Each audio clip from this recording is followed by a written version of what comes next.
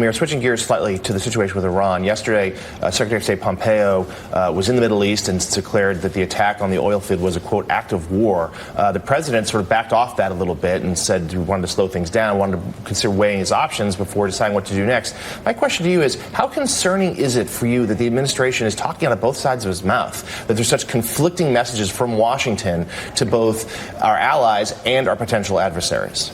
Yeah, it's an interesting question. I actually asked this in a meeting with the intelligence community the other day. Saudi Arabia isn't even pointing the finger at Iran. Look, I believe that Iran was involved in this. The Houthis don't have the technical capability to pull off that kind of risk. We don't know 100% for sure yet, so we have to be careful about that. Look, Pompeo's not wrong. When missiles attack one of your oil installations, that is pretty clearly an act of war.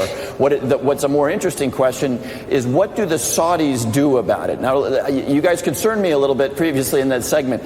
It was Saudi Arabia that was attacked. We've sold Saudi Arabia hundreds of billions of dollars worth of advanced weaponry. I think everybody, if it turns out to be Iran, would forgive them for doing a proportionate response for an act of war on their territory.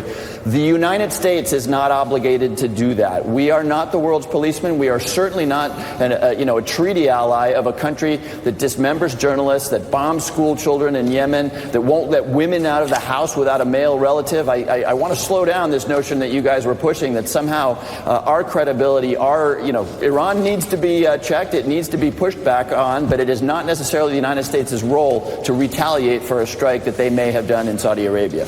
Elise? Congressman, some diplomats in the region argue that when Iraq invaded Kuwait, it was not Kuwait that went to war with Iraq. It was the United States that built a coalition and kind of stood up the international community. What do you think of that argument? Well, I think that is, when you go to war, that is absolutely the way you do it. But I also think that if we go to war, the Constitution is very clear that this institution that I'm standing in right now decides to do that, not the President of the United States. So, yes, that is the way to go to war. But, Mika, we need to remember two things that happened after the Kuwait War, which was exactly the way one does these things. God bless George H.W. Bush. Number one, it was a coalition. Number two, we need to remember that the President has created the conditions that led to this attack.